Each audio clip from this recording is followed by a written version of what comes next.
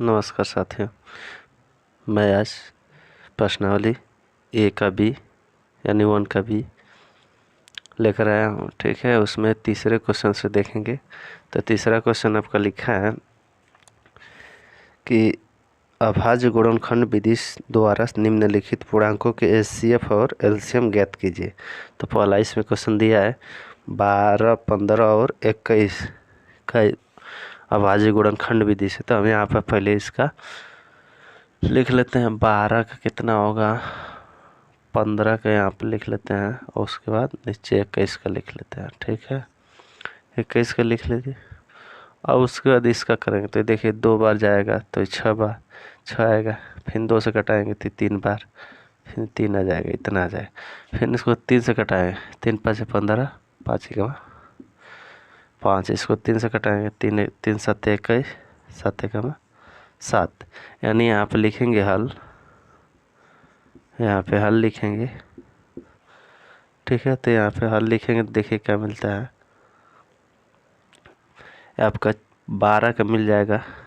12 का देखिए 2 कितने बार है, 2 बार है, तो इसको घात के रूप में लिख लेते हैं। 2 की घात 2 गुणे 3। ठीक है, गुणे 3। अब उसके बाद देखिए आपका 15 है तो 15 लिखेंगे, बराबर कर देंगे। 3 गुणे 5, 3 और 5 है तो 3 गुणे 5 लिखेंगे। उसके बाद 21 लिखेंगे। अब देखिए 21 में 3 7 है तो 3 7 लिख लेंगे। अब देखिए इसमें ध्यान देने की बात क्या है, एचसीएफ जब निकालते हैं देखेंगे दोनों में कॉमन क्या है। दोनों में देखिए क्या, दोनों में है नहीं, तीनों में है नहीं, तीनों में है, पर 5 7 तीनों में नहीं है।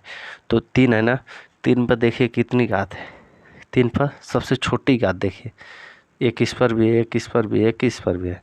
तो यहाँ पर लिखेंगे HCF, ब्रैकेट में लिखेंगे 12, 15, 21 बराबर कितना, सब में छोटी घात वाला देख लिए कॉमन क्या है, 3 है। 3 पे एक घात, 3 पे एक घात, 3 पे एक घात। तो 3 पे एक घात ऐसे ना लिखेंगे, बस 3 पे एक घात वाला लिखेंगे। ठीक है, तो बस इसका 3 हो जाएगा, इसका HCF 3 आएगा। ठीक है, अब इसका एलसीएम की बात करते हैं। तो एलसीएम लिखेंगे, एलसीएम बराबर 12, 15, 21 का एलसीएम जब लिखेंगे तो देखिए सबसे बड़ी घात लिखेंगे आप। तो इसमें देखिए 3 है, आपका पहले 2 है तो 2 की घाते 2। उसके बाद देखिए 3 जब कॉमन है ना, 3 इसमें कॉमन है तो इसमें से बस एक ही बार 3 लिखेंगे। उसके बाद जो बचा उसको 5 लिख देंगे, 5 बचा तो 5, और उसके बाद 7 बचा तो 7 लिख देंगे। ठीक है, अब इसका गुणनफल कर लेते हैं। तो ये आपका देखिए 420 आ जाएगा, इसका आएगा 420। ये आपका एलसीएम हो जाएगा, आंसर आपका आ गया।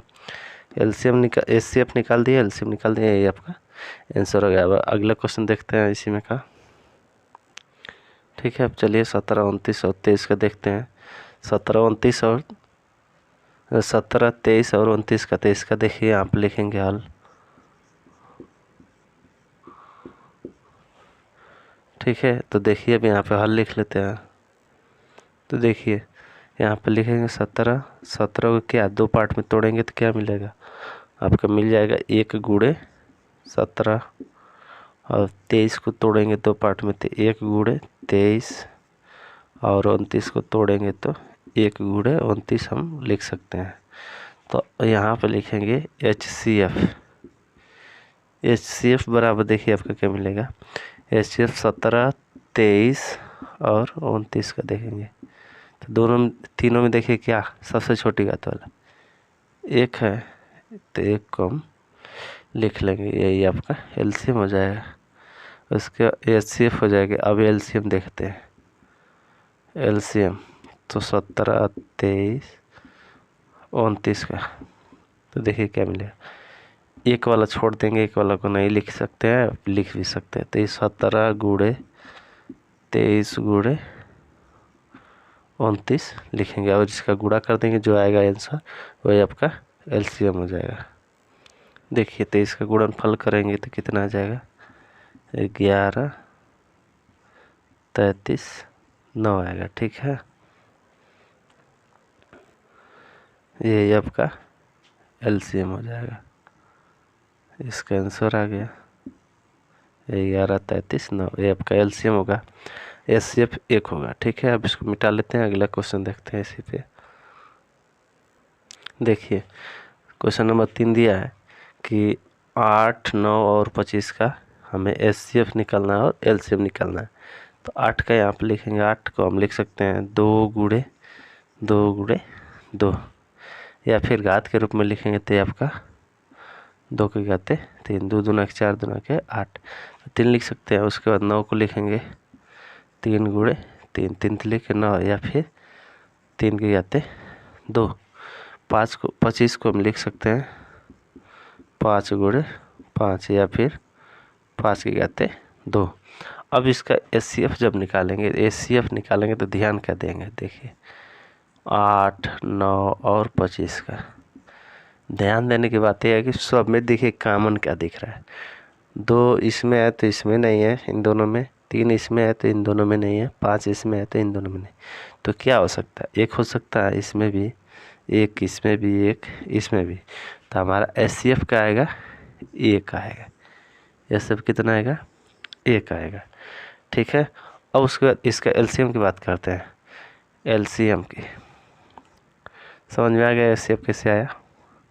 सबसे छोटी घात देखेंगे, सब में कॉमन होना चाहिए, तो आपका एचसीएफ होगा। अब एलसीएम की बात करें तो इसमें से 1 वाला को लिख लेंगे, चाहे छोड़ देंगे। 1 है तो 1 का कोई मल्टीप्लाई करेंगे तो उतना ही आएगा। ठीक है, तो अब इसमें देखिए तो 2 की घाते 3 लिखेंगे, 3 की घाते 2 वाला लिखेंगे, ए वाला लिखेंगे, ए वाला लिखेंगे, और बचा क्या 2 की घाते 5 की घाते 2 वाला। अब इन सब का गुणा कर लेंगे, जो आएगा वही आपका एलसीएम हो जाएगा। देखिए इसका आपका गुणा करने पर आ जाएगा 1800, ये आपका एलसीएम होगा। ये आपका 1800 यानी 1800 आएगा। ठीक है, ये आपका आंसर हो गया। क्वेश्चन नंबर 3 समाप्त हुआ। आप 4 की तरफ चलते हैं, क्वेश्चन नंबर 4 देख लेते हैं।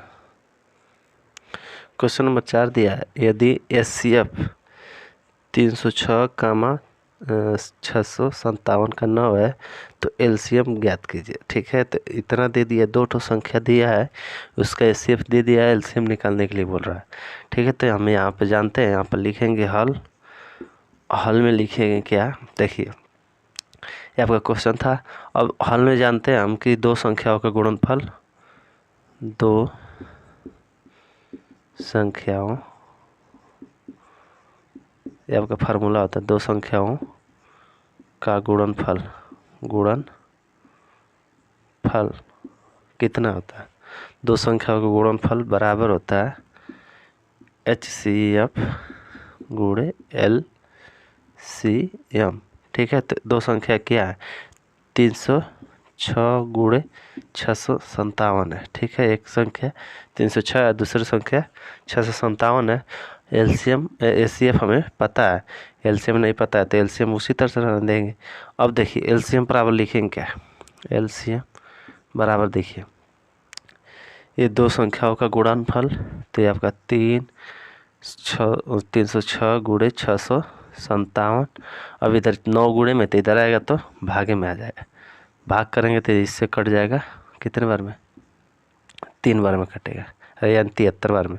और 73 का इसमें गुणा कर लेते हैं तो एलसीएम आपका आ जाएगा 73 का 306 में गुणा करेंगे, 73 गुणे 306 तो आपका आ जाएगा 22, 33, 8 आएगा। ठीक है, गुणा करके देख लीजिएगा, हम पहले से गुणा इसका कर चुके हैं। ठीक है, ये आपका क्वेश्चन नंबर 4 का एलसीएम आ गया। ठीक है, एलसीएम निकालना था, यही आपका आंसर का। मिलते हैं अगली वीडियो में, आज के लिए बस इतना ही। थैंक यू, धन्यवाद।